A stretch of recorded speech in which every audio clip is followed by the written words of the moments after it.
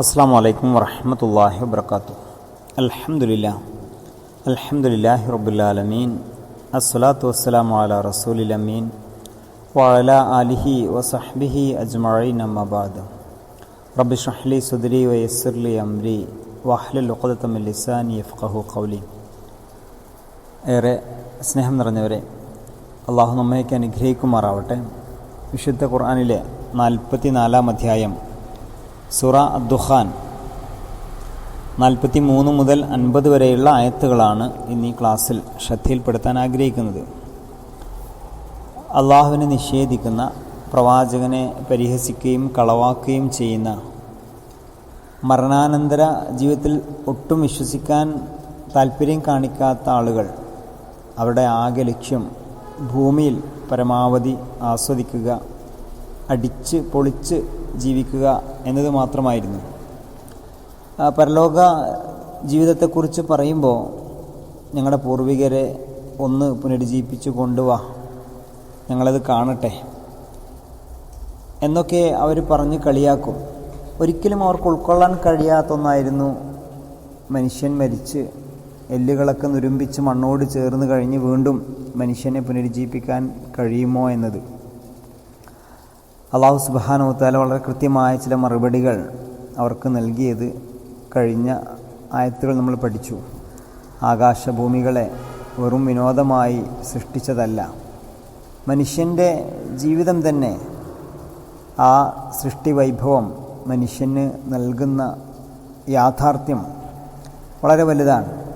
ജീവിതത്തിനൊരർത്ഥമുണ്ടാവണമെങ്കിൽ, ശരിയായ നീതി മനുഷ്യർക്ക്, മനുഷ്യ സമൂഹത്തിന് ലഭ്യമാവണമെങ്കിൽ തീർച്ചയായും പരലോക ജീവിതം അനിവാര്യമാണ്.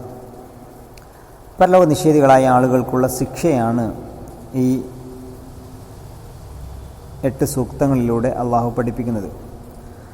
ഇന്ന ഷജറത്ത സക്കൂം, സക്കൂം വൃക്ഷം, ത്വആമുൽ അസീം, കുറ്റവാളികൾക്ക് ആഹാരമാകുന്നു, കൽ മുഹൽ, ഉരുകിയ ലോഹം പോലെ, യഗ്ലി ഫിൽ ബുത്തൂൻ, അത് ഉദരത്തിൽ തിളച്ചുമറിയും, ഖവല്ലിൽ ഹമീം, ചുടുവെള്ളം തിളക്കുന്നത് പോലെ. എന്നിട്ട് പറയും, ഖുദൂ ഫഅതിലൂഹു ഇലാ സവായിൽ ജഹീം, അവനെ പിടിക്കുക, വലിച്ച് അഴിച്ചു കൊണ്ടുപോവുക, ഇലാ സവായിൽ ജഹീം, നരകത്തിൻ്റെ നടുവിലേക്ക്. സുമ്മ സുബ്ബു ഫൗഖ റഅസിഹി, പിന്നെ അവൻ്റെ ശിരസിൽ ചൂടേറിയ ശിക്ഷ ചൊരിയുക. മിൻ അദാബിൽ ഹമീം എന്നാണ്, ചൂടേറിയ ശിക്ഷ ചൊരിയുക. എന്നിട്ട് അവനോട് പറയും, ദുഖ്, നീ ആസ്വദിച്ചു കൊള്ളുക, ഇന്നക അൻതൽ അസീസുൽ കരീം, നീ മഹാപ്രതാപിയും ഉന്നതനുമാണല്ലോ. ഒരു പരിഹാസത്തോട് കൂടിയിട്ടുള്ള വർത്തമാനമാണ്. ഇന്ന ഹാദാ മാ കുൻതും ബിഹി തംതറൂൻ, ഇത് സംഭവിക്കുമോ? പരലോകം ഉണ്ടാവുമോ? നമ്മളൊക്കെ പുനരുജ്ജീവിപ്പിക്കുമോ? അതിനൊക്കെ പടച്ചോന് കഴിയുമോ? ഇത് നമ്മളെ പരലോകം പറഞ്ഞ് പേടിപ്പിക്കുകയാണ് എന്നിങ്ങനെ സംശയിച്ചുകൊണ്ടിരുന്ന ആ സംഗതിയല്ലേ നിങ്ങളിപ്പോൾ നേരിൽ കാണുന്നത്, അനുഭവിച്ചു കൊള്ളുക എന്ന് പരിഹാസത്തോടുകൂടി നരകാവകാശികളോട് പറയും. ഖുർആനിലെ ഒട്ടേറെ അധ്യായങ്ങളിൽ നരകശിക്ഷയെക്കുറിച്ച് സൂചിപ്പിക്കുന്നുണ്ട്, പരലോക വിചാരണയെക്കുറിച്ചും പറയുന്നുണ്ട്. ഹൽ അതാക ഹദീസുൽ ഗാശിയ ഉജൂഹു യൗമൈദിൻ ഖാശിയ ആമിലത്തുൻ നാസിബ തസ്ലാ നാറൻ ഹാമിയ തുസ്ഖാ മിൻ ഐനിൻ ആനിയ ലൈസ ലഹും ത്വആമുൻ ഇല്ലാ മിൻ ളരീം.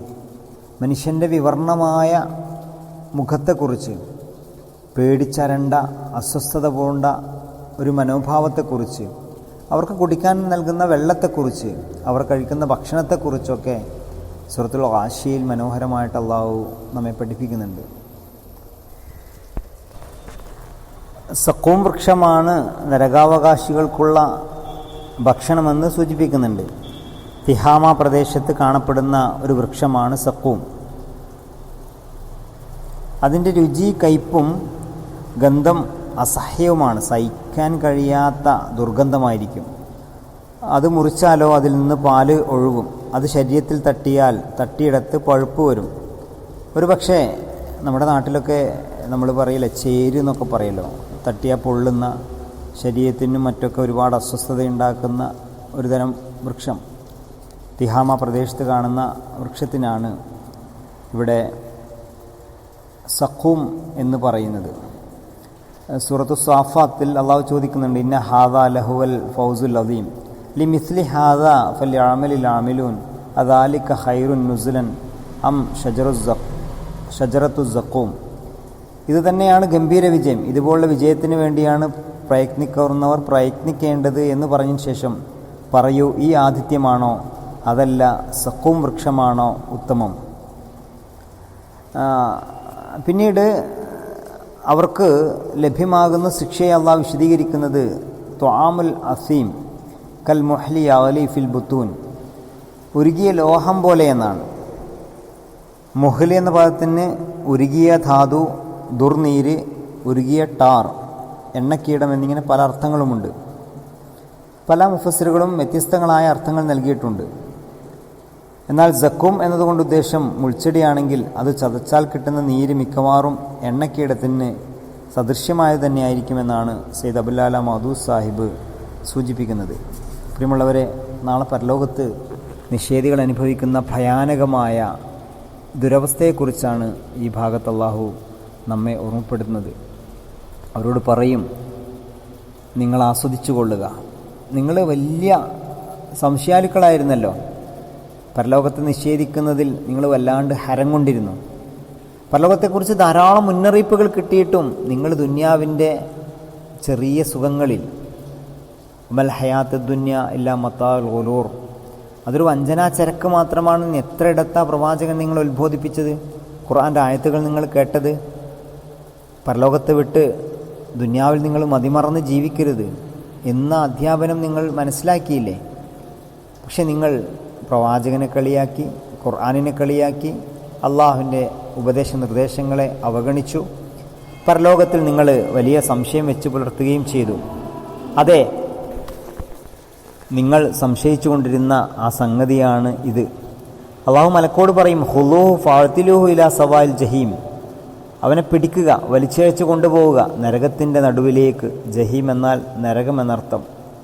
സുമ്മ സുബ്ബു ഫൗക റഅസി, പിന്നെ അവൻ്റെ തലക്ക് മുകളിൽ ഒഴിക്കുക. മിൻ അദാബിൽ ഹമീം, അവൻ്റെ ശിരസിൽ ചൂടേറിയ ശിക്ഷ ചൊരിയുക.